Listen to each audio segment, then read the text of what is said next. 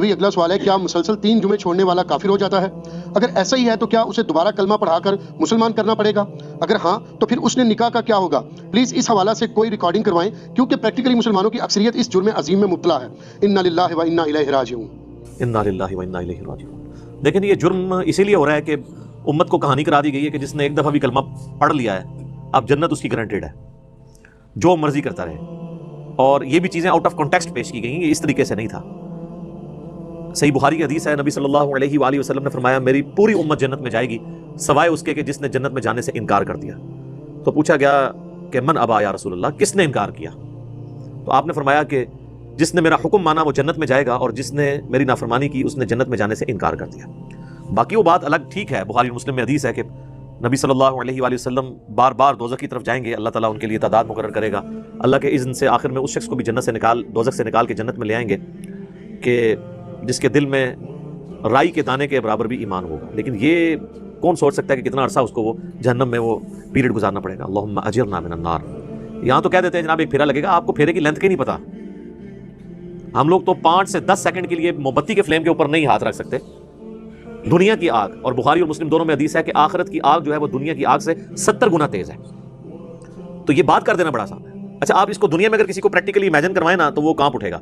اگر کسی کو آ جائے نا کہ تمہیں ایک جمعے کی نماز چھوڑنے پر یا ایک فجر ظہر اثر مغرب کی چھوڑنے پر، فجر چھوڑنے پر فجر سے لے کر ظہر تک ایک 10 بائی 10 کے کمرے میں رکھا جائے گا جس میں 100 کوبرا سانپ ہوں گے، 100 بچھو ہوں گے اور 100 اژدہے ہوں گے، بس صرف فجر سے ظہر تک تم نے وقت گزارنا ہے ایک نماز چھوڑنے پہ، تو وہ کہاں اٹھے گا اس تصور سے ہی؟ کیونکہ اس کو امیجن کر سکتا ہے۔ آخرت چونکہ دیکھی نہیں ہے تو وہ کہتا ہے بس ٹھیک ہے دیکھی جائے گی انشاءاللہ تعالیٰ جو کچھ بھی ہے تیرے محبوب کی امت سے۔ تو جمعے کا معاملہ تو بہت سینسٹیو ہے۔ جمعے کی آپ اہمیت کا اندازہ اس بات سے لگا دیں کہ جمعے کی نماز کے اوپر ایک پوری سورت ہے، اس کا نام ہی سورۃ الجمعہ ہے، سورت نمبر 62 پارہ نمبر 28 میں، اور اس میں باقاعدہ اللہ تعالیٰ نے جمعے کی فرضیت کا ذکر کیا ہے۔ اعوذ باللہ من الشیطان الرجیم، بسم اللہ الرحمن الرحیم، یا ایھا الذین آمنوا اذا نودی للصلاۃ من یوم الجمعہ، اے ایمان والو جب ندا دی جائے، اذان دی جائے جمعے کے لیے، اس کی نماز کے لیے جمعے کے دن، فاسعوا الی ذکر اللہ، تو جلدی سے لپکو اللہ کے ذکر کی طرف، وذروا البیع، اور تجارت چھوڑ دو، ذالکم خیر لکم ان کنتم تعلمون، اسی میں تمہاری خیریت ہے اگر تم جانتے ہوتے۔ فاذا قضیت الصلاۃ، ہاں جب نماز پڑھ چکو، فانتشروا فی الارض وابتغوا من فضل اللہ، اس کے بعد تم زمین میں پھیل سکتے ہو اور اللہ کے فضل کو تلاش کرو۔ یعنی آپ صرف جمعے کے اس ٹائم پیریڈ کے لیے آپ نے کاروباری زندگی کو ترک کرنا ہے۔ وَاذْكُرُوا اللَّهَ كَثِيرًا لَعَلَّكُمْ تُفْلِحُونَ، اور اللہ کو بہت کثرت سے یاد کرو تاکہ تم فلاح پا جاؤ۔ تو جمعے کی فرضیت قرآن میں آئی ہے، اس سے آپ اس کی اہمیت کا اندازہ لگا سکتے ہیں۔ باقی جتنی نمازوں کا ذکر ہے وہ جنرل ہے ان کی فرضیت کے اعتبار سے، یا ایون سورۃ النور کے اندر صلاۃ الفجر اور عشاء اور ظہر کا ذکر آیا تو وہ پردے کے اعتبار سے ہے۔ فرضیت کا جہاں تک ذکر ہے نا اسپیسیفکلی وہ جمعے کی نماز ہے، اسی لیے اس کی سب سے زیادہ امپورٹنس ہے۔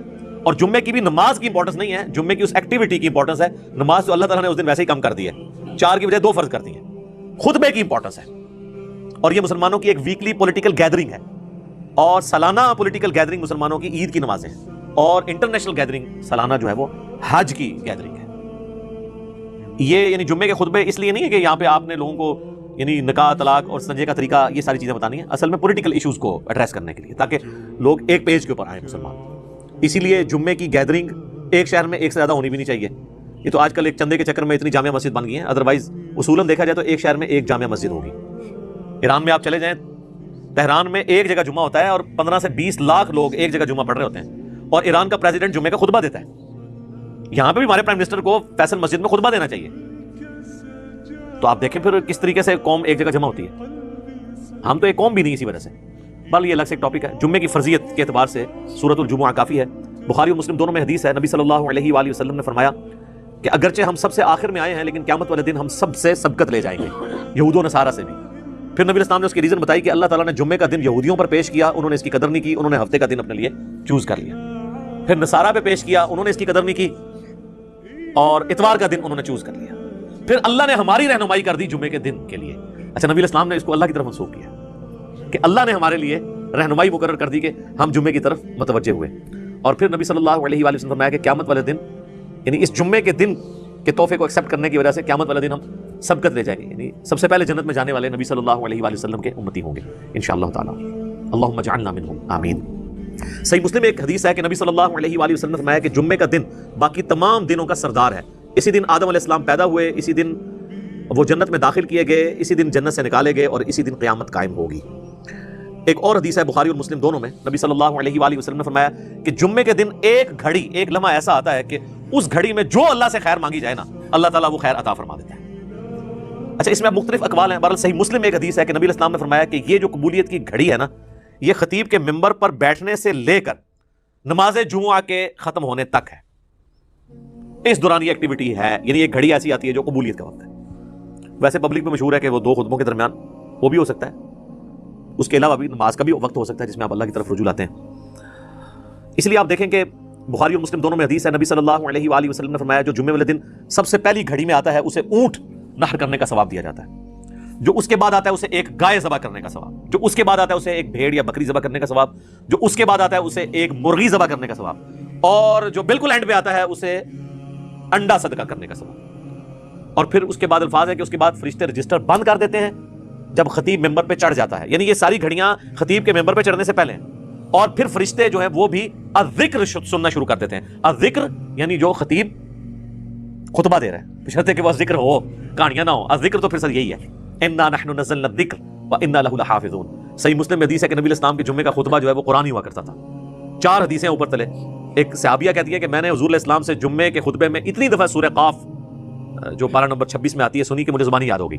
اب ہر جمعے میں وہ ظاہر تذکیر والی صورت ہے، تو وہ الذکر سننا شروع کر دیتے ہیں، اور پھر اس کے بعد جو آتا ہے نا، پھر اسے نارمل صرف نماز کا ثواب ملتا ہے، جو ایکسٹرا آرڈنری ثواب ہے نا جمعے کا وہ ختم ہو جاتا ہے۔ اچھا، اسی حدیث میں الفاظ ہیں کہ جو پہلی گھڑی میں آئے اس کے لیے ثواب، پھر اس میں نبی علیہ السلام نے یہ بھی فرمایا کہ پھر جتنا مقدر ہو تم نماز ادا کرو، یعنی جمعے سے پہلے آپ 2 4 6 8 10 جتنی مرضی نفلی رکعتیں پڑھ سکتے ہیں۔ اچھا، اس میں ایک حدیث ضعیف بھی پیش کی جاتی ہے ابو داؤد کی کہ جمعے والے دن مکروہ وقت کوئی نہیں ہوتا، وہ روایتی کمزور ہے، اس کا تو آپ نے بہرحال خیال رکھنا ہوگا۔ وہ جو 5-7 منٹ ہوتے ہیں جب سورج اپنے ٹریک میں بالکل سینٹر میں ہوتا ہے، جسے آپ زوال کہتے ہیں، وہ زوال نہیں ہوتا، وہ ضحبہ کبریٰ ہوتا ہے۔ زوال آفتاب تو کہتے ہیں آپ ظہر کا وقت شروع ہونے کو ہے، سورج گرنا شروع ہو جائے مغرب کی طرف، سینٹر سے ذرا سا ہٹے گا تو مکروہ وقت ختم ہو جائے گا۔ ایگزیکٹ سینٹر میں آپ سمجھ لیں وہ جو 5-7 منٹ ہے وہ مکروہ وقت ہے، اس سے پہلے بھی آپ نفلی نماز پڑھ سکتے ہیں، اس کے بعد بھی ایگزیکٹ اس وقت نہیں پڑھ سکتے، تو جتنی مقدر ہو پڑھو۔ البتہ بخاری اور مسلم میں حدیث ہے کہ جب خطیب جو ہے وہ خطبہ دے رہا ہو نا تو پھر آپ نے 2 رکعتیں پڑھنی ہے، اور اس وقت تک نہیں بیٹھنا جب تک وہ 2 رکعتیں نہ پڑھنے۔ یہ جمعے کے دن کا پروٹوکول ہے، عام نمازوں کے لیے نہیں ہے، اور 2 سے زیادہ پھر نہیں پڑھنی جب خطبہ شروع ہو جائے، کیونکہ اصل مقصد تو خطبہ سننا ہے۔ اور اگر خطبہ شروع نہیں ہوا تو صحابہ کا جو معمول ہے وہ کم از کم 4 رکھتے تھے جمعے سے پہلے، کم از کم 2 تو پڑھنی ہے، اور بعد میں صحیح مسلم میں آتا ہے کہ جس نے جمعے کے بعد نماز پڑھنی ہے وہ 4 رکعتیں پڑھے، 2 کر کے بھی پڑھ سکتے ہیں اور اکٹھی 4 بھی پڑھ سکتے ہیں، دونوں طریقے سے ثابت ہے۔ تو یہ جمعے کی رکعتیں میں نے بتا دی، یعنی ٹوٹل کتنی ہوئی؟ 8، 2 سنتیں پہلے، 2 فرض اور 4 سنتیں بعد میں، اور اگر آپ نے پہلے 4 سنتیں پڑھنی ہیں تو 10 ہوگی۔ تو نبی صلی اللہ علیہ وآلہ وسلم نے یہ ترغیب دلائی ہے کہ جمعے والے دن خطیب کے ممبر پہ چڑھنے سے پہلے پہنچے۔ اب حنفیوں کی چونکہ تقریر انہوں نے لادہ کر لی ہوئی ہے، تو حنفیوں کے لیے یہ نہیں ہوگا کہ عربی خطبہ سننا ہوگا، وہ بھی جب ممبر پہ خطیب چڑھتا ہے نا اردو خطبے کے لیے، تو اس کے بعد رجسٹر ان کے بند ہو جائیں گے۔ اب چونکہ انہوں نے اپنے پبلک کو پڑھایا ہوا ہے کہ یہ تقریر جو ہے یہ لادہ سے ہے، اصل عربی کے خطبے ہوتے ہیں، پھر لوگ کہتے ہیں پھر اصل ہی آگے سنیں گے جو ہمیں بھی سمجھنا ہے، اور معذرت کے ساتھ جو پڑھ رہے ہوتے ہیں ان کو بھی سمجھ ہوتی ہے کہ وہ پڑھ رہے کیا ہے۔ حقیقت بات ہے، کئی جو ائمہ ہیں آپ ان سے کہنا یہ جو تم نے عربی خطبہ پڑھا اس کا ترجمہ بتاؤ کیا ہے، تو جب پڑھنے والے کو بھی نہیں پتا تو سننے والے کو کیا پتا ہوگا۔ اس لحاظ سے اہل حدیث نے یہ ٹھیک کیا کہ انہوں نے خطبے تو 2 ہی رکھے، اور اللہ کی حمد اور درود کو عربی میں رکھا، باقی انہوں نے جو واعظ اور تقریر جو مقصد تھا تذکیر کرنا اسے اپنی نیٹو لینگویج میں کر دیا، اردو کے اندر، انگلش کے اندر، یہی طریقہ ٹھیک ہے۔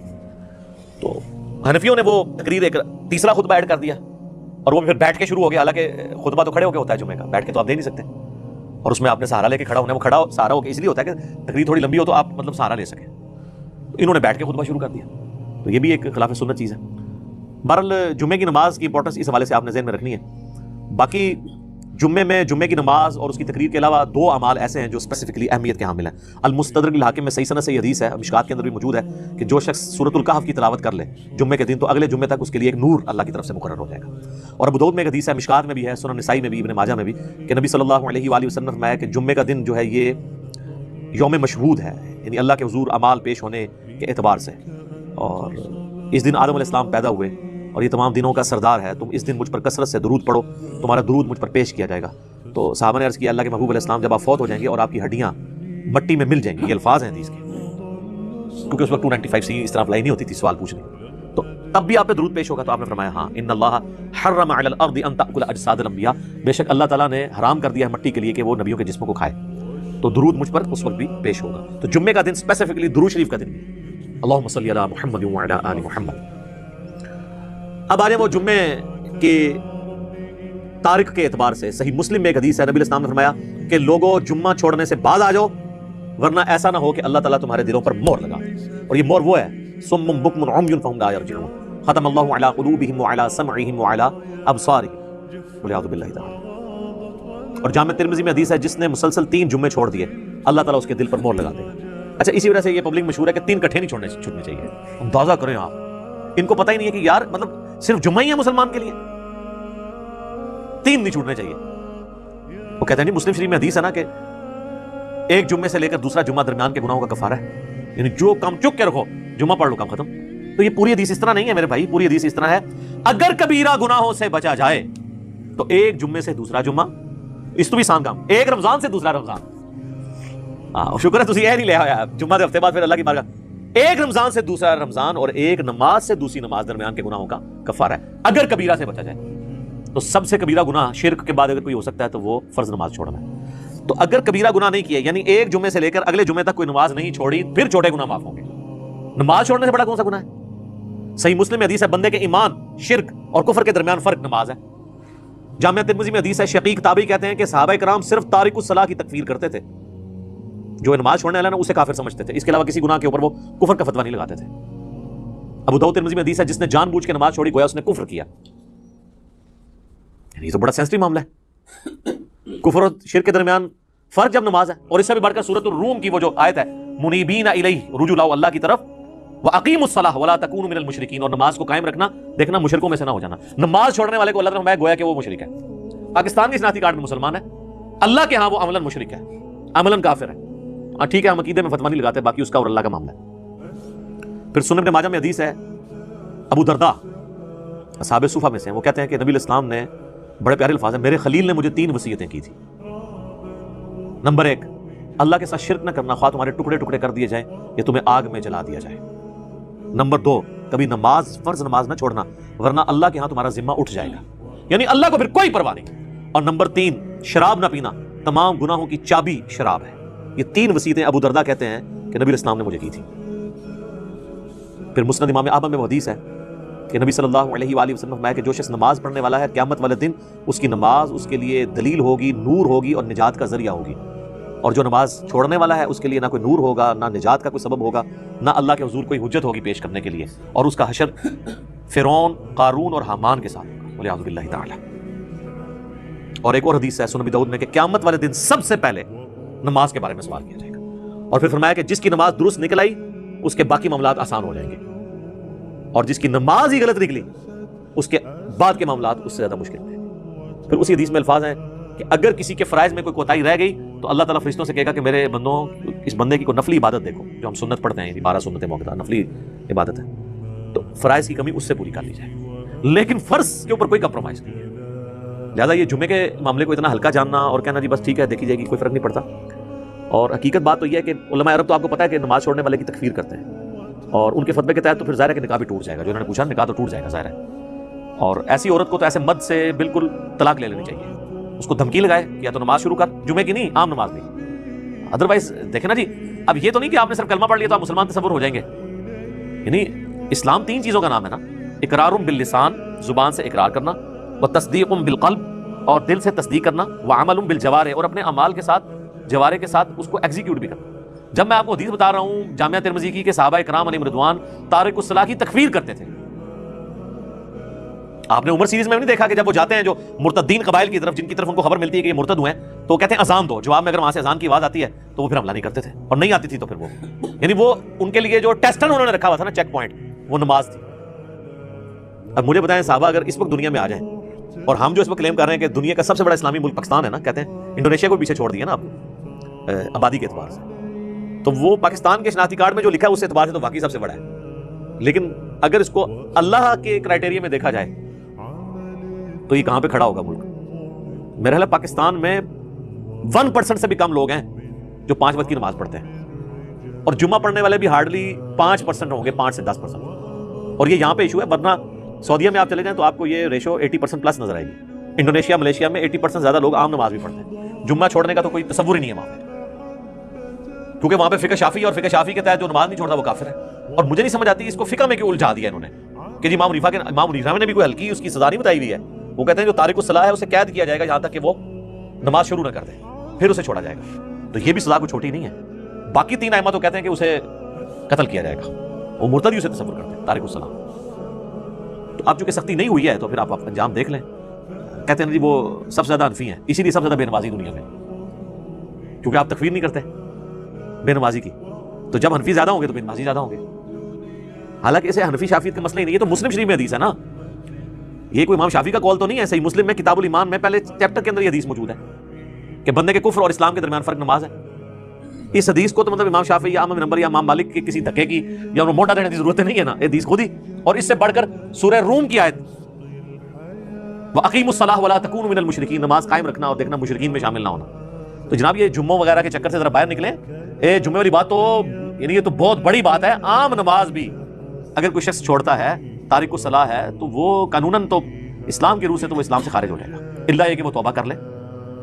ویسے تو یہ چھوٹے موٹے، ویسے تو ان کو یہ پڑھایا ہوا ہے کہ اگر کوئی بریلوی دیوبندی کے پیچھے جا کے نماز پڑھ لے اس کا نماز جنازہ تو اس کا نکاح ٹوٹ جاتا ہے، تجدید ایمان بھی اسے کرنا پڑتا ہے. اس سے کبھی یہ نہیں بتایا گیا کہ تو نماز نہیں پڑھتا تو اس پہ بھی تیرا نکاح ٹوٹے گا. کتنا دیکھیں آپ کتنا بڑا مسئلہ ہے. یعنی جو بڑا ایشو تھا وہ نہیں بتایا گیا اسے کہ نماز چھوڑنے سے بھی تیرا نکاح ٹوٹ سکتا ہے، نماز چھوڑنے کی وجہ سے بھی تیری بیعت، چلے جو بھی انہوں نے ایک ٹوٹی پوٹی فارم میں اپنا ایک سلسلہ شروع کیا وہ ٹوٹ سکتا ہے. تو ادھر تو جن کے بیعت ہوئے ہوتے ہیں وہ نہیں نماز پڑھتے. خود کہاں سے پڑھ دی انہوں نے؟ الا ماشاءاللہ بہت کم لوگ ہیں کہ جو نماز پڑھتے ہیں. اور جماعت کے ساتھ نماز کا اہتمام کرنا، خشوع و خضوع سے پڑھنا، یہ تو آپ چھوڑ دیں. اسی لیے پھر انہوں نے ایک جھوٹی کہانی سب کے ہاں ملتی ہے کہ وہ نماز تو اللہ کی معرفت کا ذریعہ ہے، جو اللہ تک پہنچ چکے ہوں تو نماز ان کو ضرورت ہی نہیں ہے، یا اگر انہوں نے پڑھنی ہے تو وہ کہتے ہیں دل کی نماز ہوتی ہے. چندہ دل کا نہیں ہوتا. جو روٹیاں اور روسٹ توڑتے ہیں اور کھاتے ہیں، اپنی توندیں بڑھاتے ہیں، وہ دل کی نہیں ہوتی. اور جہاں بات آتی ہے نماز پڑھنے کی وہ دل کی ہوتی ہے. ٹھیک ہے. اور نماز پڑھنے کے لیے جاتے ہیں مکے مدینے، پیشاب کرنے کے لیے اپنے ٹوائلٹ میں جاتے ہیں. ان کے تو ٹوائلٹس کو لگائیں تالے، انہوں کو جتنے نماز پڑھنی ہے استنجا بھی اتنے کرو جا کے روحانی طور پہ. تو ہم لگ پتہ جائے گا روحانی طور پہ کدھر جا. یعنی جو بندہ یہاں بیٹھے بیٹھے مکے اور مدینے جا کے نمازیں پڑھ رہا ہے، استنجا کرنے کے لیے وہ کیوں اٹیچ باتھ میں جاتا ہے؟ اتنی بڑی ایکٹیویٹی وہ پرفارم کر رہا ہے تو استنجا بھی ہوتے ہی کرو. ان کے آپ ٹوائلٹ بند کریں، ان کے اوپر CCTV کیمرے لگائیں اور دیکھیں پھر جناب یہ کتنی دیر آپ کو نمازیں پڑھ کے بتاتے ہیں. سب کہانیاں ان کی کھل جائیں گی. اور آپ کو تو ہم میری پریکٹیکل سولوشن دے رہے ہیں. دیکھیں یہ اب سائنٹیفک دور ہے، ادھر آپ نے ایشوز کو پیش کرنا ہے تو آپ نے ایک بکش فارم میں پیش کرنا ہے کہ ہاں یہ اس طرح نہیں اس طرح ہے. ٹھیک ہے. اور میں آپ کو بتاؤں یہ جو معجزات اور کرامات کو ہم مانتے ہیں لیکن یہ کسی کے اختیار میں نہیں ہے، الا کہ انبیاء کے ساتھ معجزات اٹیچ ہیں. کرامت اللہ تعالیٰ جس کے اوپر ظاہر کرتے ہیں. یہ جس طرح سپرمین اور ٹارزن بنا کے پیش کرتے ہیں نا بزرگوں کو، تو چونکہ ان کے دعوے ہیں نا تو کر کے بتائیں. نبی علیہ السلام سے اگر نبی علیہ السلام اللہ کا پیغمبر ہونے کا دعویٰ کر رہے تھے تو جب ان سے ہی بات کی جاتی تو وہ فزیکلی سب کے سامنے کرتے تھے. بخاری مسلم میں حدیث ہے، ایک بارش نہیں ہو رہی تھی تو ایک صحابی نے کھڑے ہو کر کہا یا رسول اللہ کے ضرور دعا کریں. وہ کہتے ہیں ہم چلچلاتی دھوپ میں گئے ہیں اور واپس آئے ہیں تو بارش شروع ہو گئی تھی، اور اتنی بارش ہوئی کہ اگلے جمعے تک ہوتی رہی. اور اگلے جمعے وہی شخص دوبارہ کھڑا ہوا کہ یا رسول اللہ آپ دعا کریں کہ ہماری ارد گرد زمینوں پہ تو بارش ہو، ہمارے گھروں پہ نہ ہو، گھر کی چھتیں ٹپکنا شروع ہو گئی ہیں. تو نبی علیہ السلام نے اپنی مبارک انگلی سے یوں اشارے کیے اور وہ بادل پھٹنے شروع ہو گئے. ٹھیک ہے. اور وہ کہتے ہیں جب ہم اگلے جمعے کے لیے گئے بارش میں تھے تو واپس آئے تو دھوپ تھی. تو میرے بھائی یہ یعنی نبی علیہ السلام نے تو سب کچھ کر کے بتایا نا. آپ کا جن بزرگوں کے بارے میں کلیم ہے تو ہم ان کو سائنٹیفکلی اس طرح چیزوں پہ چیک کریں گے، یہ سب کے سامنے فزیکلی کر کے بتائیں گے. اور میں آپ کو بتاؤں نبی علیہ السلام کی نبوت کو جسٹیفائی کرنے والی سب سے بڑی چیز یہ ہے کہ ہزاروں کیمرے آپ کے اوپر فٹ تھے. یہ جو آپ کے صحابہ تھے سفر و حضر ہر وقت آپ کے ساتھ تھے. اگر آپ کے کریکٹر میں کہیں ذرا سی بھی جھول ہوتی نا تو آپ کی وفات کے بعد آپ کے وہ ساتھی جو جانثار ہمیشہ سے آپ کے ساتھ تھے، ایک تو وہ تھے نا جو فتح مکہ پہ طلقاء بنے، معافیاں مانگی، اور ایک حضور کا غلبہ دیکھ کے اسے ایک سردار کا غلبہ تصور کرتے ہوئے اذا جاء نصر اللہ والفتح کے تحت وہ اسلام میں داخل ہو گئے. وہ موٹیویشنل تو ان کا ایمان نہیں تھا، لیکن جو سابقون الاولون جو شروع سے حضور کے ساتھ اٹیچ تھے، جو بندہ ساتھ اٹیچ ہوتا ہے نا جی اس کو اس بندے کی کمزوریاں اور خوبیاں پتہ ہوتی ہیں. کہیں نہ کہیں بندہ ایکسپوز ہو جاتا ہے. جس کے ساتھ ہزاروں لوگ اٹیچ ہوں اور حضور کی وفات کے بعد ان میں سے کوئی بندہ ٹس سے مس نہ ہو اور کمٹمنٹ کا یہ لیول ہو کہ ہزاروں لوگ جب اس دین کو چھوڑ جائیں تو چند مٹھی بھر لوگ اتنے کانفیڈنٹ ہوں کہ ہمارے نبی نے ہم سے وعدہ کیا تھا کہ رومن اور پرشین امپائر گرے گی، ہم تھوڑے سے ہی لیکن ہم ٹکرائیں گے، اللہ ہمیں فتح دے گا. یہ کانفیڈنس لیول ہو، یہ نبی الاسلام کی یعنی نبوت کی صداقت ہے. یہ دلیل ہے سب سے بڑی. تو نبی الاسلام پہ ہزاروں کیمرے فٹ تھے.